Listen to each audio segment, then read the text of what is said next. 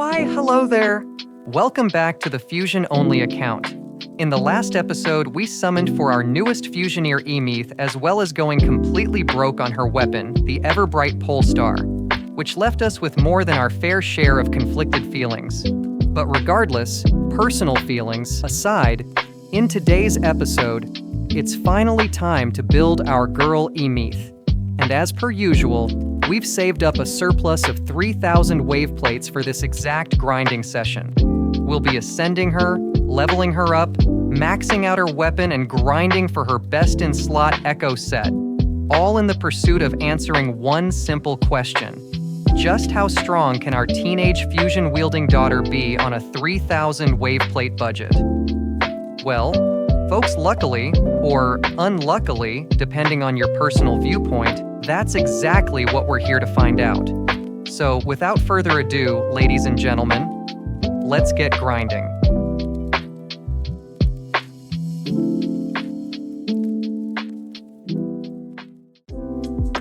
So, before we get into the grinding, we figured it would be fun to try something a little different in this building session.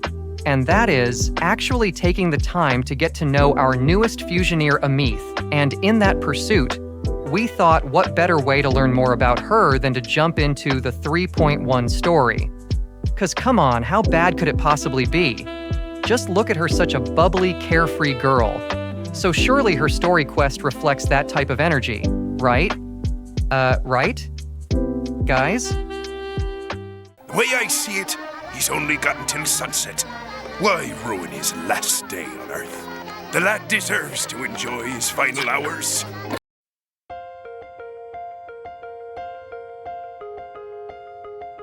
Perhaps you've just had a run-in with a ghost.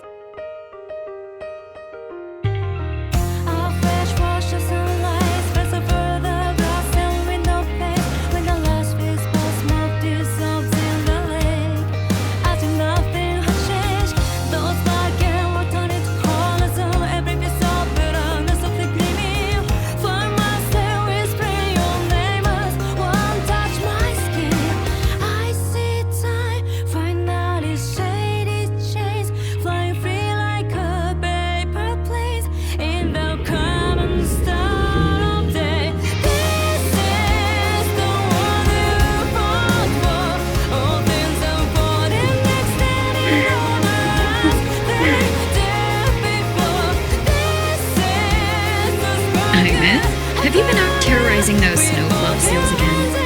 They scatter the moment they see you.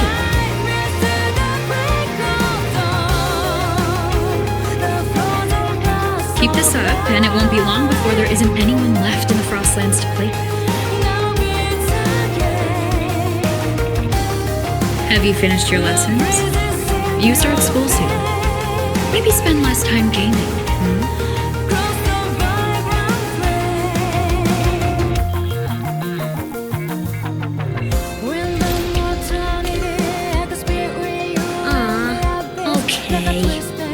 You promise? I promise. Cross my heart.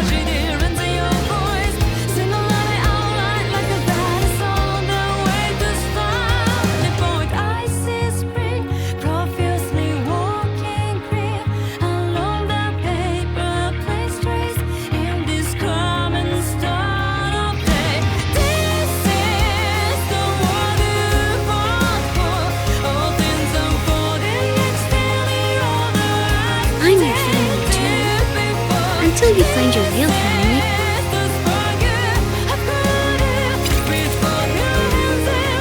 It wants to go home, but no one remembers. They forced you into this life of roving.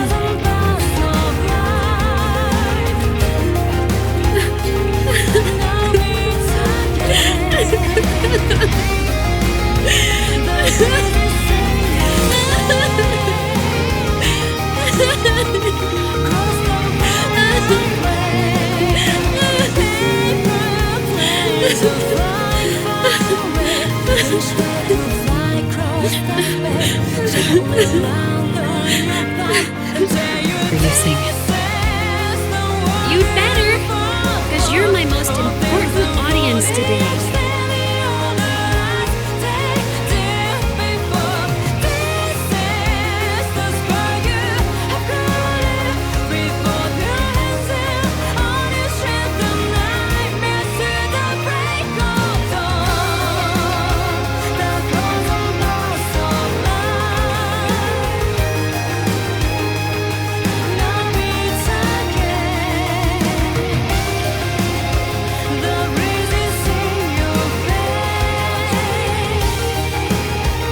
That's enough for me.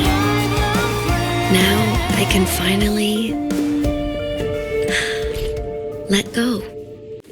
And we will find each other in the Frostlands. To the very edge of the starry ocean. If and if are meant to fall apart, I will get sad. You are for all time. Oh yeah, may your path be clear. May it get where dreams are all crystallized with critical in the smile. You won't be alone in this world you've chosen as your own.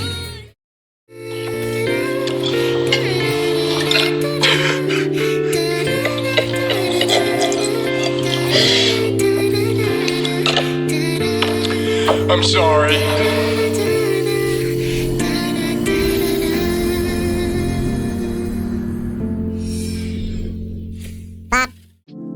Ladies and gentlemen, we have to level with you all.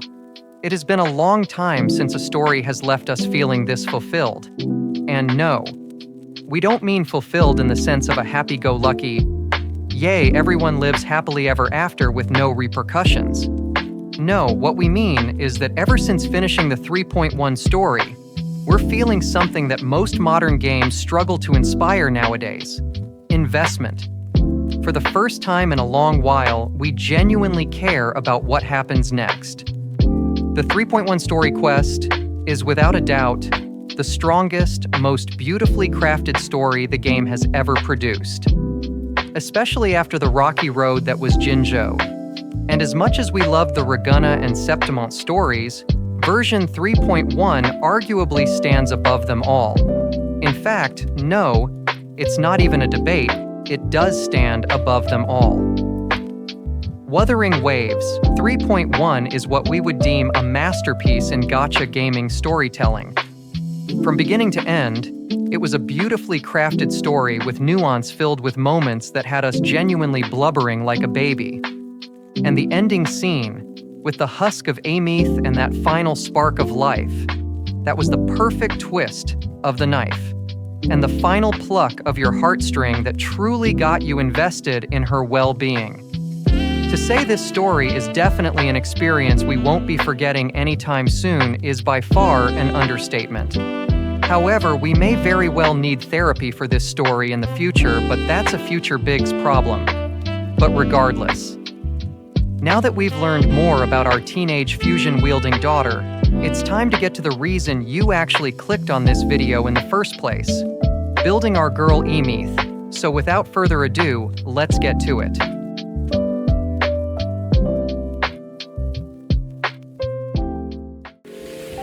Look! A laser sword! Pretty cool, right?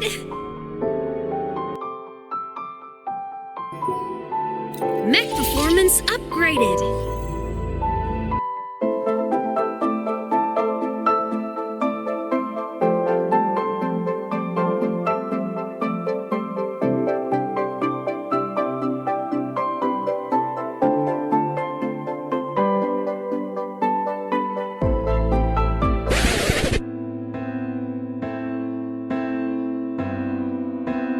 Love of God!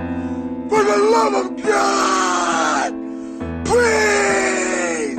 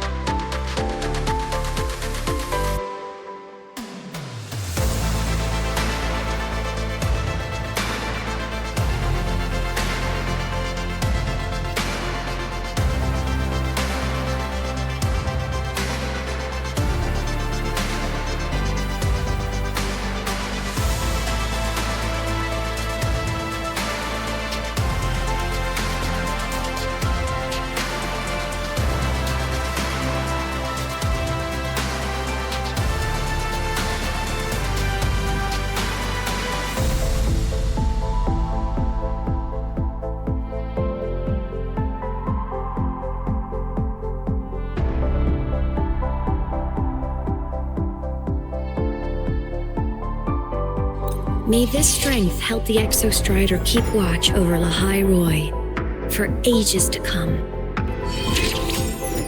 When you can't reason with the bad guys, let your weapons do the talking. That's why I've been working on new laser beam arrays. You taught me well, but I've added a few creative twists to your technique. Now's the perfect time to test it out. I hope I'm strong enough to walk beside you now. It's good to have someone to follow and rely on. But I want more than that. Just like you once protected me, it's my turn to protect you.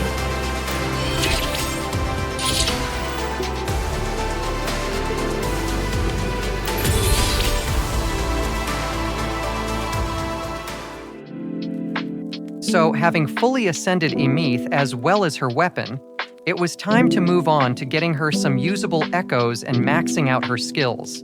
However, here's one thing you need to know about our Fusioneers on this account, folks. Their echo builds are, well, let's just say terrible would be a bit too generous of a word to use. So instead, we'll call them unique. In fact, the only Fusioneers on this account with even halfway decent echo builds are Galbrina and Changli. The rest? They're being held together by little more than hope and a silent prayer.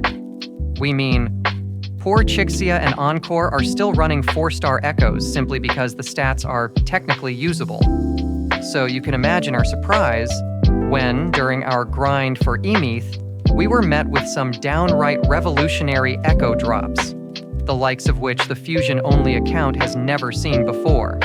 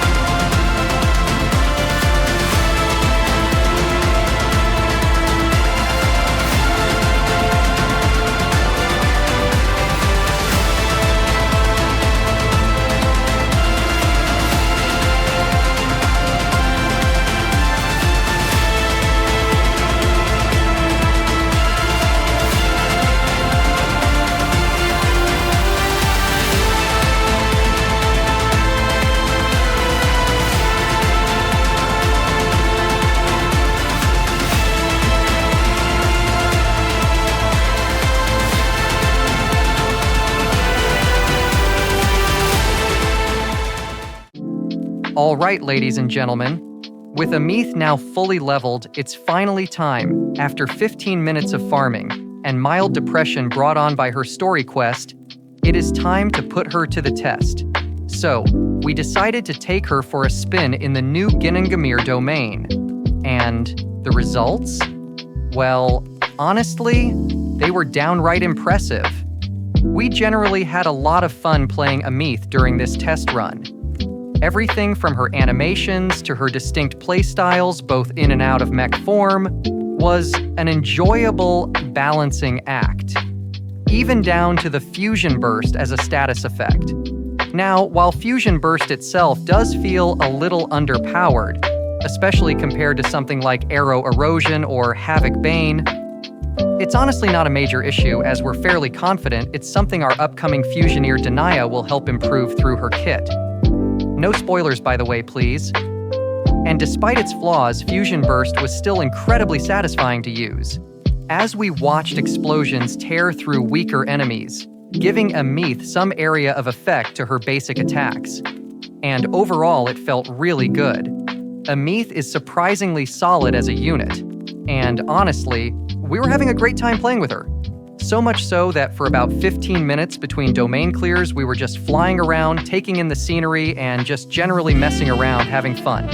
And if that's not an endorsement right there, nothing ever will be. Because surely that's why we all play video games, right? The shenanigans in between the objectives and the little moments that bring you the most joy. But regardless of everything said and done at the end, it did raise one important question, and that is, how does Aemeath perform in endgame content? After a 3,000 wave plate investment and the best echoes we can scrounge up? Well, the answer to that, folks, is pretty remarkably, actually. And considering our Fusioneers are running echo builds held together by little more than prayers and duct tape, and still have plenty of power left to gain from further upgrades, we'd say that's not a bad showing at all. Now granted, the times we were clearing these floors were, let's just say, less than ideal. Our longest 3-star clear came in at around 2 minutes and 45 seconds on floor 3. And our slowest run overall was a truly outstanding 4 minutes on floor 4, netting us a solid 2 stars.